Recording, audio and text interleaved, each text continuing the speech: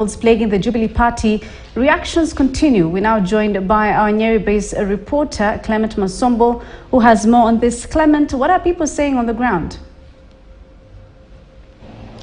Well, good afternoon, Fatia. Indeed, just a day after former President Uhuru Kenyatta gave his sentiments in that Jubilee Party NDC that was happening yesterday in Nairobi. Of course, this is something that has not gone so well with some of the members, and while others are supporting his sentiments, a number of them are also opposed to what he said and whatever was happening yesterday. And speaking earlier on to some of the residents here, they were insisting that since former President Uhuru Kenyatta retired, he should keep off politics or whatever that is happening politically in this country, saying that he should be enjoying his retirement benefits as provided for in the Constitution. But then a number of them were also saying that he should take control of the Jubilee Party.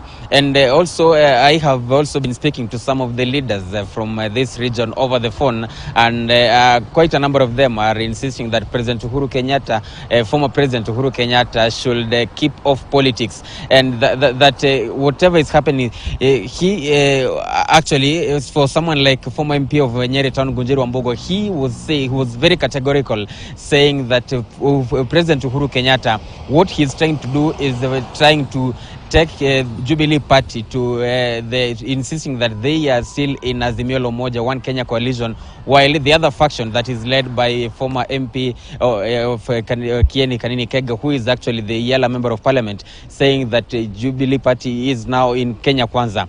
So that is the wrangle that is happening in Jubilee Party. And right now I will be speaking to one of the former MCA here from former MCA in Nyeri County, that is Julia Wanjiku. Karibia Mheshimiwa, you are a former member of the Jubilee Party, and there is a lot that is happening in the party so far. We saw yesterday former President Uhuru Kenyatta making pronunciations about the actions that he'll be taking against those who have been fighting him in the party. What is your take on this?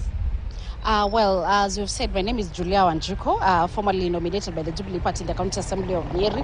Whatever we saw yesterday, I can say these wrangles that are within Jubilee, I can say they are all selfish wrangles. So I can say the Jubilee and the Azimio coalition, they had a deal for the pre-election. That was the last year's general elections. After that, we have not really made a decision. The party has not really made a decision. Do they really want to stick with Azimio, or do they now want to form another coalition with the Kenya Kwanza? So I think that is the wrangles that are there. Again, I want to say this, that the party belongs to the party members. The party does not belong to an individual. And it is quite, I would think it is quite unfair when we see a party leader kicking out members who probably have a different opinion. Maybe what I would say is they can find a sitting and reason together and say, where are our best interests of the party taken care of? Are they taken care of in the Azimio coalition, or are they taken care of in the Kenya Kwanza coalition? In this case, like I have mentioned, the party was in a coalition, rather was in a deal to form with the Azimio as at August last year elections. After August last year election, there is no deal with Azimio as it is.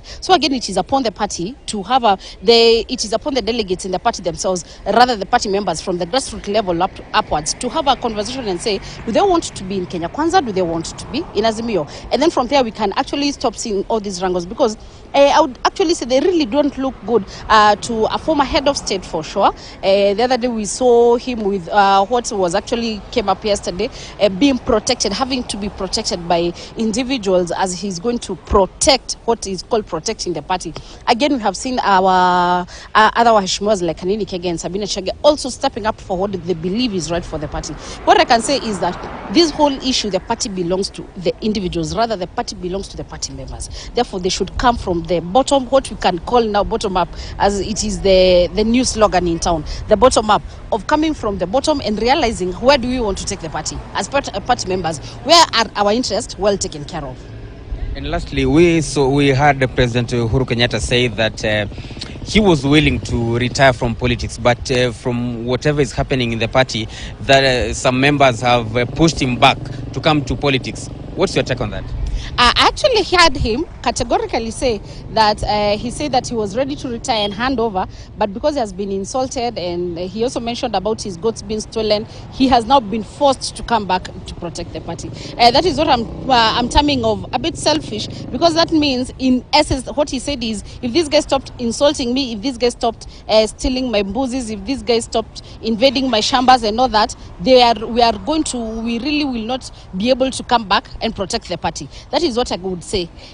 We really hope that the president, rather the former president, is going now to rise way beyond the personal interest of his bosses and insults and that. And if it's fighting for the party, to fight for the party genuinely, as it is, so that he's not being forced to come back to fight for the party because he has been insulted, because something has happened to him, because we all know this is all about politics, and more intensely it is all about Mount Kenya politics, so to say so.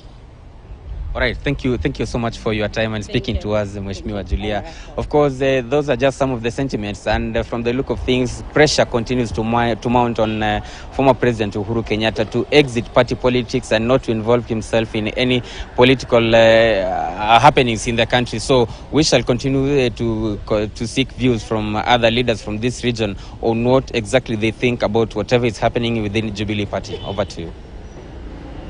Right, Clement Masombo there telling us, of course, what's the reaction.